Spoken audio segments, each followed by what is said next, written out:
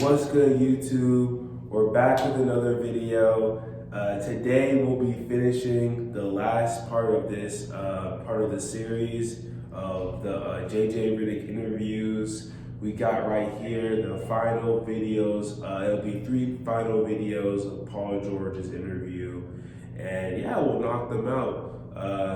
If y'all can, I need y'all to like, comment, and most importantly, subscribe so that these videos can be shown to everyone and everyone can be able to see this content that I'm pushing out. If y'all do want to see certain videos that you want me to react to, please put it down below. Or if you have any ideas, you know, I'm just using the old noggin, coming up with an idea, and I'm doing it. So yeah, without further ado, we're just gonna get this video done. But you know what? This video doesn't happen in a while, bro. Hey, run my intro.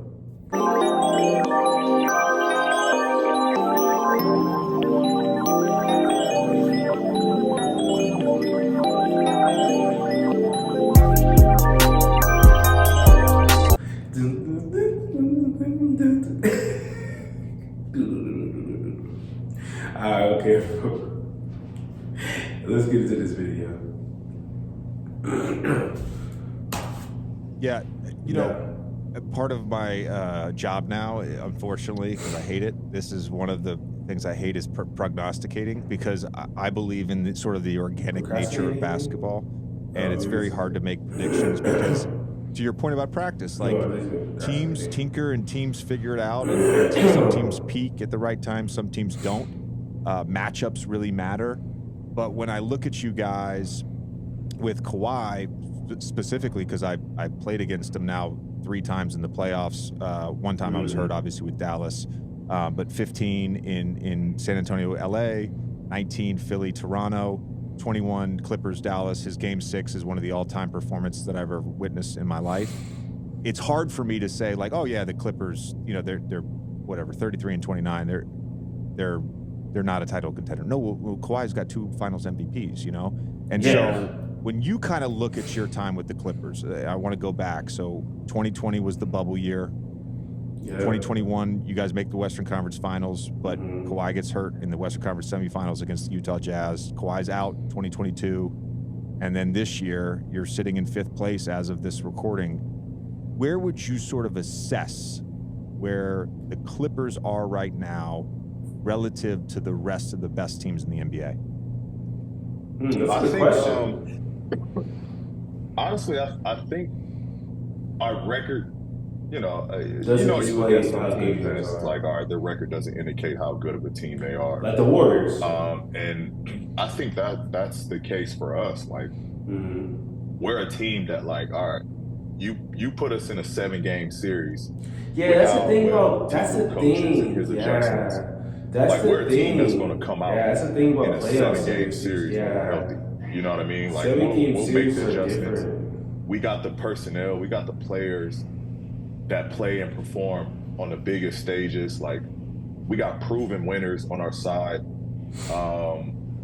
I like where we're at. I like our chances. Like, we just, you know, I've missed 15 games. Kawhi's missed about 15 to 20 games. Like, we just haven't had the luck of being healthy for a full season and to be able to play with, you know, a full roster our whole season. And I think that's just where our record is indicating that. Like, we haven't had much practice time. We haven't had much on the court time, given with so many guys in and out of the lineup. Like, and now here we are again, adding Russell to the lineup. Eric, Mace, Bones, like, they're 3 games in. They're still figuring out our system. I think that's just what it comes down to for us. We just haven't had the luck of putting in good hours and good, you know, games and good practice days, being fully at our best. And when we get down to the stretch, like I said, 7 games, we're going to be a tough out. We hope you had fun with us today. If you haven't already, please hit that subscribe button. All right, so that's the first video. The first video is pretty short. Next video we got is 6 minutes, I think. Yeah, this one is Paul George and why nobody talks trash to Kawhi Leonard. I said, okay, I'm kind of interested. You got me immersed. Don't start talking, JJ. JJ, bro, so you're not talking. All right, bro, so now we about to start this video now. Let's get it done. Now. We have mentioned Kawhi a couple times recently on the podcast. Yes, you have. And I know this morning, one of the points that I made was how impressive it was. Well, at least I was impressed. I'm impressed too. That coming off that double overtime game where both you and him played heavy minutes and he played 46, you guys were in the lineup on Sunday. And again, the expectation, like I said at the beginning of this show, is the expectation was you guys would probably, rest. And with Kawhi specifically, over his last 19 games played, the stats are great, but to me, it's the 37 minutes a game.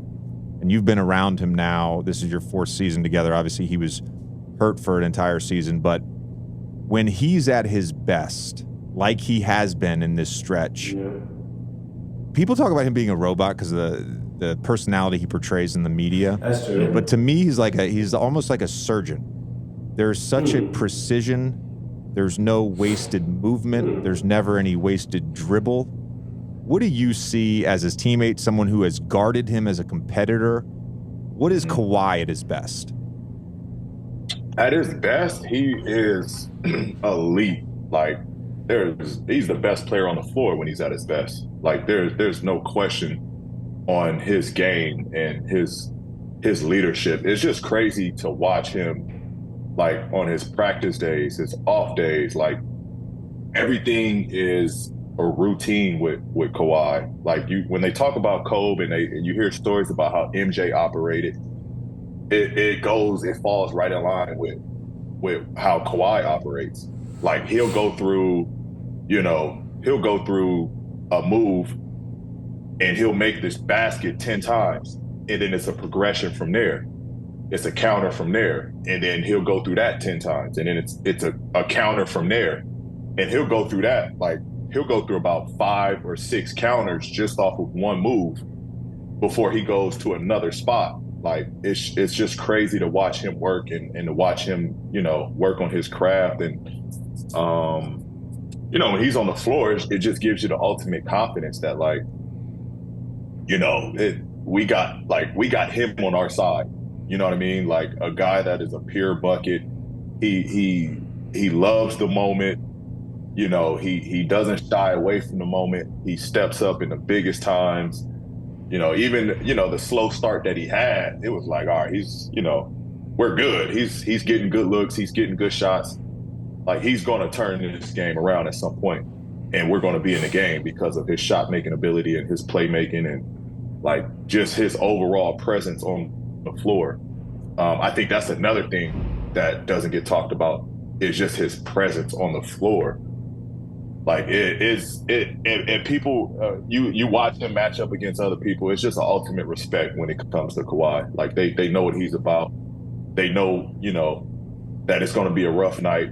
Like, nobody, the guys that talk the most trash don't say shit to Kawhi. Like, they know what it is. Whereas over here, they're like, oh, I can talk it to Paul. Like, he'll talk back. But, Kawhi, it's respect over here. I always tell this story. When we played the Spurs in 2015 in the first round, Kawhi guarded me for a lot of that series. And again, not an easy matchup for me. Physically, it was a little bit of a mismatch. But there was a play where him and I kind of got into, like, it wasn't a scuffle, but it was like we were like tangled up, and the ball, kind of went away from us, and we got fouled, so it was a free throw, and we both went to go behind the 3-point line, and we were kind of running into each other's path, and I kind of just wanted to acknowledge that it was no beef, like, I'm just trying to play hard and compete, and so I kind of, like, all good, tapped him on the stomach, and I remember thinking to myself, is he fucking made of steel? Like, what did I just touch? What did I just touch? And a great example of that was in last night's game. I'm sure you remember this play, but, Jokic is coming down the floor, and he's matched up with Jokic. and Jokic tries to draw a flop. He walks into him, and it's like Kawhi doesn't budge. So Jokic gets up, set a pick and roll with Jamal Murray. He switches out. He knocks the ball away. Murray goes and gets the ball. He knocks the ball away again. And it's that the point you're making about his presence on the floor, like it's beyond just the mid-range precision and the three-point shooting. For sure. He's someone that like disrupts everything you're trying to do on the other end. And that's where I think for a wing player, when he's fully engaged and fully healthy, there's really no one better at that two-way thing. Oh. Yeah, I remember like when we would match up when we weren't playing together, when we were matched up and I was in Indy and he was in San Antonio, or even Oklahoma and he was in Toronto. Like every time we matched up, it was like I gotta make sure I am like everything is efficient, because like you could lose Kawhi, but somehow like he's in the play. Like I never understood it. Like I could get by him sometimes and like he's still there. Like it's still a big ass hand that's coming to contest. And it's like, where did you come from? Like he just has a knack and an ability to stay in a play. Like it's almost impressive. Like it is super impressive, because like as good as he's great, phenomenal defensively, but there's times where somebody might beat him, but then he like has this crazy ability. It's like his arms get longer, his fingers stretch further, and he has a way to get back into play that's like super impressive.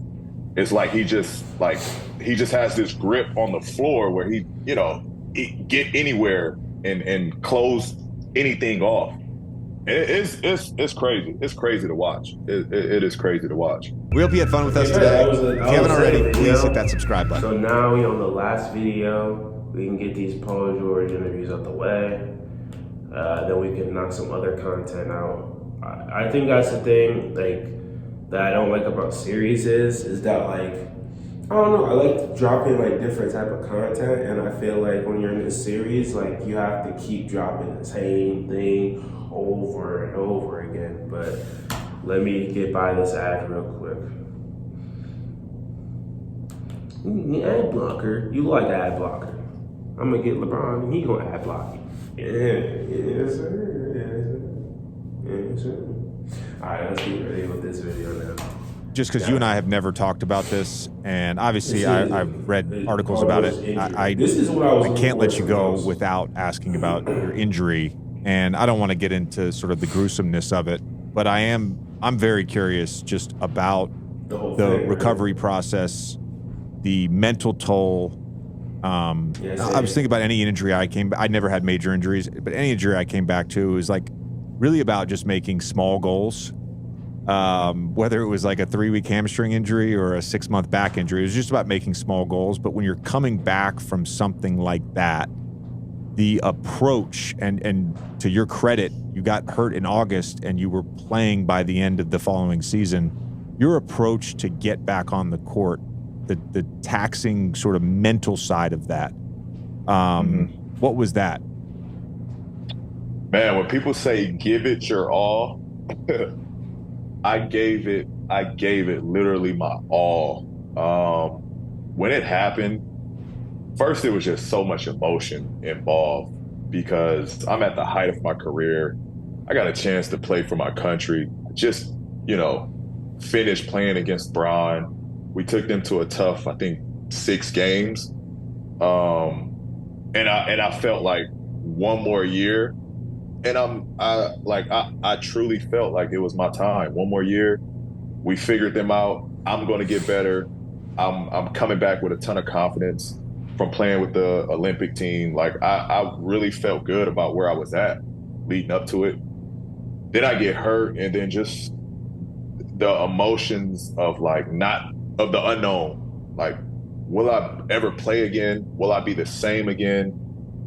Like, will this team be the same team I'm coming back to? It was just a lot that was going on. But the rehab and recovery road, it was brutal, man. Like, I remember I remember like the first like once you get past the point of the injury and being hospitalized. I was hospitalized for like a week before I took off from Vegas. I was in Vegas in the hospital for about a week before I went to Indiana. And once I got to Indy, that's when it kind of settled in that like damn, this is gonna be hard. This is gonna be rough.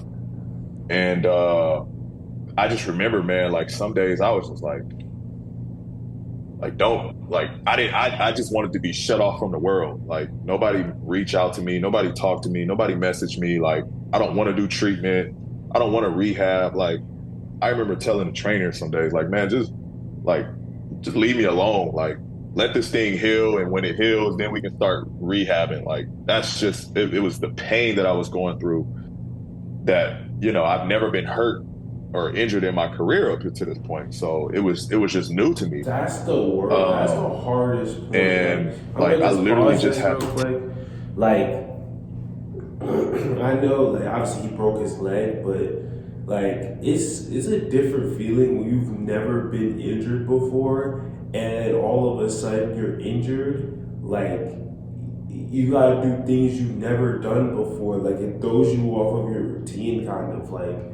When I got injured in high school, like it was my junior year, and this is in my video about why I quit basketball. But yeah, like my junior year, I got injured, and then once I got injured, man, I'm trying to think about it. I don't know why it's just not coming to my head. What I'm trying to say. Yeah, I got injured my junior year of high school. And it was like the more I think about it, it was the school's fault. Like we were practicing, we were having tryouts, but since our Damascus, the school I went to, they were really good at football, so they tried to give the football players a chance to have time to go try out. But they're football players. Just let them play football and let us get on the team for basketball. If they don't have time to play basketball, they don't have time for it. So the players that are giving everything they got to play basketball has to wait for people who play football. I never understood that. Like they have their career in football and we have our career in basketball. Like that's life. You can't go to an NFL. You can't go to an NFL trial and say, bruh, I got the G League trial, bro, and tomorrow, bro. Tomorrow, bro. We playing this much time. Can you move it back? No, bro. Nothing gets moved back. That's not how life works. It's either you want to play football or you want to play basketball. You can't be in the NFL and be in the NBA. You can't do both. So why in high school can't it be they play football and we play basketball? So what happened was they ended up making us do scrimmages, making us do all this work, and obviously they're not making you, they're just telling you, oh, you should do this. Well, you don't think I'm gonna do it? Like it doesn't make any sense. I'm not gonna be like in your vision about being on the team if I wait until the last tryout. And I'm a basketball player, obviously I wanna play. So I'm doing all of this for y'all, and then before the tryouts, I got injured. But that was the first time I had ever gotten injured in my life, and I had been playing basketball since 5th grade till junior year of high school. So that's 5th grade, 6th grade, 7th grade, 8th grade, 9th grade, 10th grade. Well, that's 6 years. That's 6 whole years without an injury. And then my 11th grade year, I get injured. So I had my personal trainer thought I had torn my meniscus at first, but he found out that I had just sprained it, my foot, the tendon in my foot. But he thought at first, because I couldn't walk on it, like I couldn't do anything. So like I had to go to the personal trainer like for the school like every day before practice. So I was going to school and then after school going to the personal trainer before the practices, and then I was going to personal trainer, the practice, which I didn't technically have to go to because it didn't count, and then I was still waiting out to be on the team. Like it takes a toll on you, and like I don't know about breaking your leg, but I know about like never having an injury and then out of nowhere you're facing that. Like, it's crazy, bro. It's something like no one can explain. Tackle every day, like, and I would check out because it just became like it every day like was the same day. It was just tedious work. Yeah, I like know that literally feeling. doing the same thing for a month, same schedule, I same can just time I had imagine to breaking be your in, like leg, same bro. I can't even workouts I was imagine. doing, same treatment I was doing. Yeah. And it just became like I was a robot. Like, I was just But you checking have out. to do Like that to it just recover, became bro. boring doing this stuff. But, shout out to Indy. The trainers were phenomenal. They kept me like on a straight path. But there was days I wanted to give up. There was definitely days I wanted to give up. Oh I just, yeah. Even my just family gave me my support foot, to keep bro. going, There and was that days was I enough that I didn't want to needed. go to the personal But trainer, it was bro. it I was did tough, not man. want to do It was one of the hardest things I ever went through in my life. The monotony of rehab from any injury and a prolonged recovery process. But Yeah, I think that's about that. Like, the more I think about that was really their fault, bro. I think you're sort of referencing that's boredom, crazy. and I think that's when you're talking about checking out. Mm-hmm. Mm-hmm. There's that component, but there's also the component of just not being able to play. Yeah, And I think for anybody who loves to play, that's the thing. So you're on one side, you're not sort of getting the fulfillment and the enjoyment of playing because that's not an option. But then there's like, I don't know if it's guilt or anger, but it's like the anger of not being able to do it, of missing out, and then having to do that for weeks, months, in your case, a very long, whatever it was, 8 months, 9 months to get back. Yeah, I can't imagine going through that every day. Yeah, and I felt the pain for the guys that were in Indy. Like, it wasn't even about me anymore. I felt like the life was sucked out of Indiana when the guys were getting ready for training camp. It was almost like what are we doing this for? Like, why are we here? The life literally looked like the life was literally drained from that team. Without our star. And I just felt bad for those guys, like what we built, what we went through, and now and that was the end of the era. Like, when I came back that season, D West was gone, Roy Hibbert was gone, Lance was gone. Like, that was the end of an era after that injury. It was tough, man. It was tough to watch those guys go through it that year and really have there was no end goal that season. There was no chance of making playoffs. There was no chance of going further. Like, D West was on his last, this is his last stint before he went to Golden State to go win one. But that was his last, he was on his last years. And for me, being a young guy that, respected D West, I wanted to give him as many chances that I could of getting deep in the playoffs and possibly winning it. So it was tough. It was tough to just watch the whole team just, the life just get sucked out of them because of my injury. We hope you had fun with us today. If you haven't already, please hit that subscribe button. All right. So that is the end of the video. We finished the Paul George series, so now we'll pick a new player to do the interviews after. I drop some different content and get some new ones out. I'm not gonna lie, seeing that last interview with Paul George opening up about his injury, it's so crazy because I think about that, and the more I think about it, the more I'm it was more cause I always think about that. I'm like, bro, what if I never got injured during the my junior year? Would I have played, and would I have been able to get that next step? You know what I mean? But it doesn't matter. Those stuff happen for a reason. Everything happens for a reason. I wouldn't be able to be in front of y'all doing these videos. So, we'll get it done. We'll grow together as a family, and let's keep making this channel better. So, I'm gonna see y'all later and catch y'all in the next video. Peace.